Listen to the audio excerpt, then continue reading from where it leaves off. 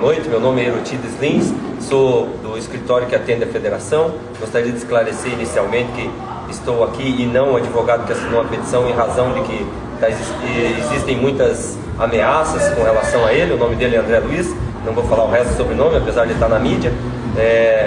Então é interessante que ele não apareça, porque está correndo risco, e vamos tentar esclarecer a melhor parte com relação à parte jurídica.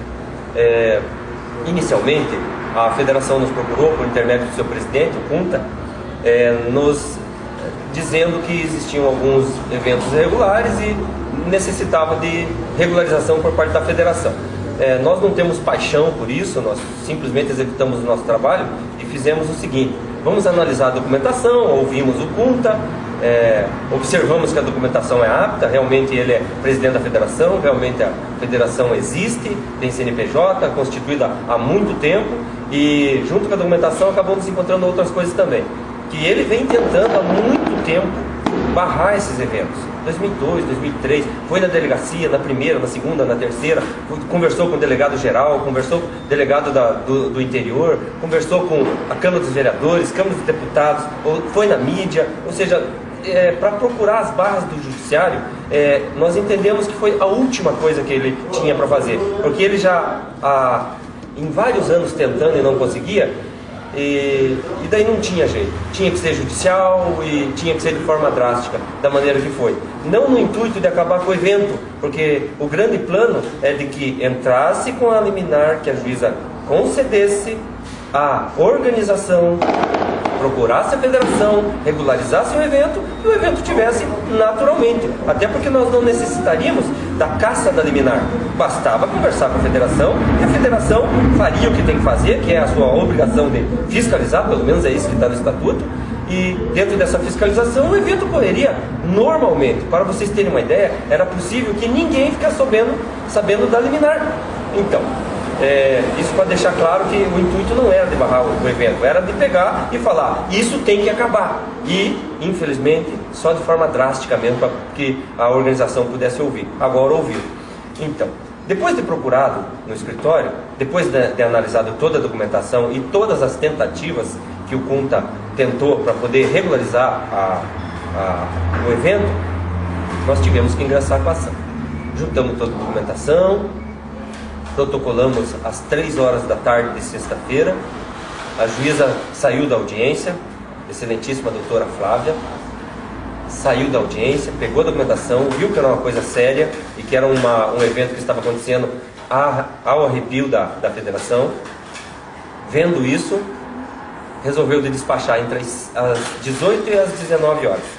Despachou de forma favorável. Como o fórum fecha às 18, nem os advogados sabiam se foi deferido ou não. A gente entendia que seria deferido, mas a cabeça de juiz sabe como é, ele pode decidir diferente.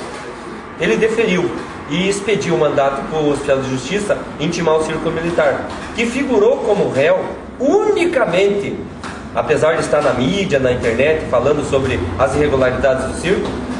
O Círculo Militar figurou como réu unicamente porque na divulgação do evento, outdoor, panfleto virtual da internet, não consta quem é o organizador. Observem isso, qualquer um pode abrir a internet, pegar qualquer panfleto virtual ou não, e vai observar que lá tem patrocinador, tem tudo, mas não tem quem é o organizador, qual o CNPJ do organizador. Para quê? Para que assuma a responsabilidade por qualquer coisa que aconteça. Não nos esqueçamos que estamos falando de um evento que está crescendo no Brasil, crescendo muito, muitos adeptos, muita torcida. Isso envolve um acúmulo de pessoas dentro de um recinto fechado, ou seja, um estupim bem fácil de acontecer uma desgraça. E para que não aconteça uma desgraça, o que precisa? Precisa de precaução. Quem é capaz de falar sobre precaução? A federação. Não só é capaz, como é dever dela fazer isso.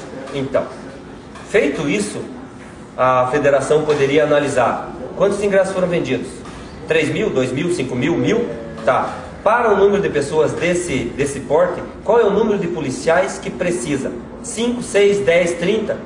Não sei. De repente até tinha mais. De repente a organização até se precaveu de tudo isso. Mas eu pergunto, a fiscalização que fez, que está oferindo lucro com isso, ela pode ser fiscalizada?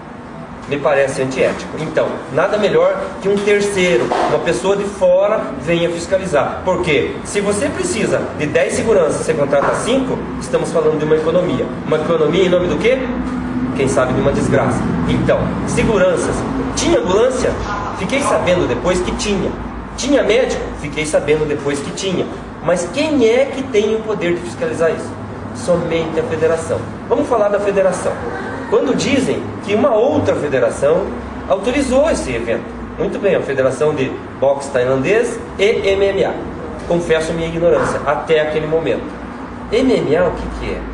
Vale tudo? MMA é a mesma coisa? Pode ter duas federações dentro do estado? Entendo que não. Mas vale tudo é uma coisa, MMA é outra. É o que eu achava. Então, primeiro, não é vale tudo. Porque não vale tudo. Não vale chute nas regiões baixas, não vale puxão de cabelo, não vale mordida. Então, detectei que vale tudo é um nome fictício. Na realidade deveria ser valem todas. Todas o quê?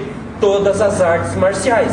Se valem todas as artes marciais, estamos falando de um misto entre as artes marciais. E daí nós trazemos a conotação numa outra língua, que é o Mixed Martial Arts. Mix entre as artes marciais, ou seja, MMA e valem todas e vale tudo é a mesma coisa. Se é uma coisa só tem um jeito, uma federação só para fiscalizar. Se não, está aberto para nós abrirmos a terceira, a quarta, a quinta e começar a fazer evento por aí. Aí, levando em consideração que são artes marciais, que existe contato físico, existe a necessidade de proteger os atletas, porque é a profissão deles. Eles não nasceram para lutar uma vez, eles nasceram para ter uma carreira, igual um jogador de futebol, igual qualquer atleta que tem uma vida útil. Então a fiscalização faz com que essa vida seja o mais comprida possível, porque eles têm que se utilizar de um certo rendimento para poder